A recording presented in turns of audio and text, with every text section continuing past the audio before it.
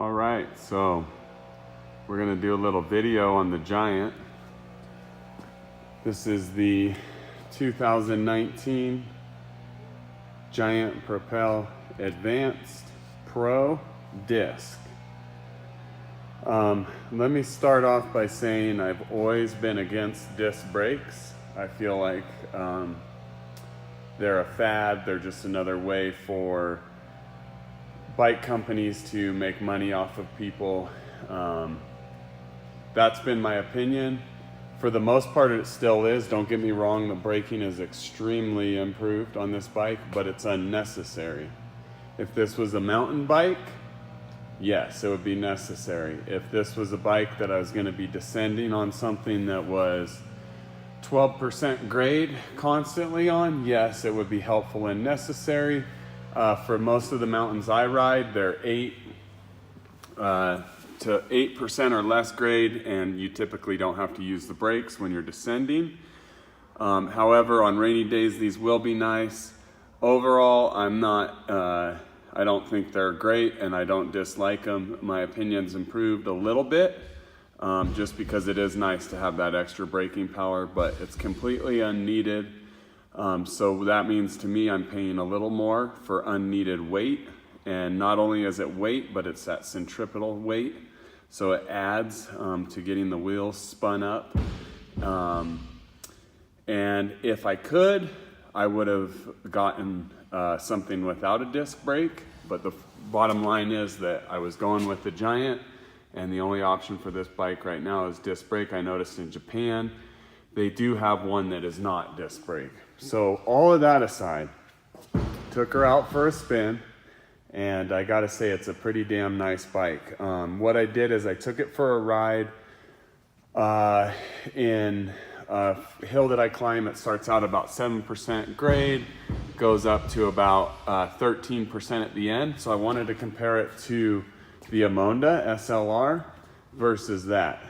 So I pushed about 437 watts for the 7.5 minute climb, which I've done a similar power on this bike. When I ran it on this bike, it gave me, I had a tailwind. When I ran it on this bike yesterday, I had a headwind. So this bike was about 30 seconds slower, which is about 5%, and I would equate 3% of that to the wind. So this bike here weighs about 3 or 4 more pounds than the Amonda SLR. As far as stiffness goes, I haven't got to ride it more than about 10 miles, but from what I could feel so far, it's almost feels like it's almost as stiff as the Amonda SLR. And the Amonda SLR 700 series OCLV carbon from Trek. So this bike, some of the pros, it is extremely fast on the flat. I was cruising down Main Street to get to this hill, and usually putting out about the same wattage. I'm sitting at like 18, 19 miles an hour on this bike. This bike, same wattage, and I was up there like 23 miles an hour. It is amazing how quick this bike picks up speed. It is super aero. The fork is super aero. I don't know if you guys can see this, but it's just a very nice design. So the bike's fast. It's super fast on flats. It's got the 40 millimeter up front and the 65 in back. I might be wrong on that. Maybe that's a 80.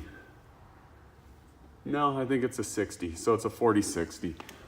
So the wheels are super fast. The bike's super fast on the flat.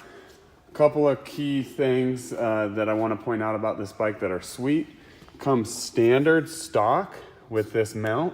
This piece here, you can switch in and out, whether you have a Garmin, a Wahoo, whatever you have. So this mount integrates into the bars.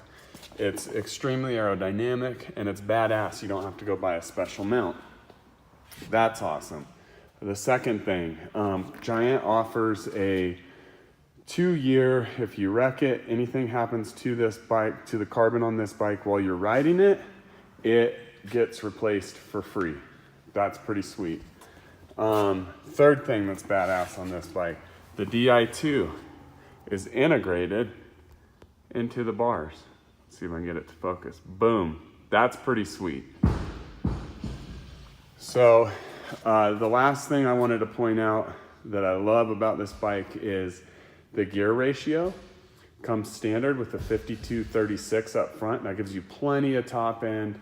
Most people can't pedal out of that on flat unless they're a professional or in a Peloton and a professional. And then you got the 1130 in back. So I climbed a 13% grade. I mean, granted, you're gonna have to put out over 400 watts to keep it steady at 80 RPM, but it's doable. You can climb with this bike. This bike is an amazing all-arounder. It's an awesome bike for if you're just out solo riding with hills and flats. If you're gonna just go climb a hill that's over like 6 or 7% grade and you have a climbing bike like this, take the climbing bike. If you're going on a long ride that has some flat and also has some grade, this is the bike you want. This is the sprinter's bike. This is the crit bike for breakaways, road races, if you're gonna break away, if you're gonna sprint. This is the bike you want. So amazing bike so far. Everything I could have asked for. My other complaint, I guess I shouldn't finish the video with a complaint, but I'm going to, is the bar width feels a little wide. So I may have to buy an aftermarket bar from Giant that's not as wide.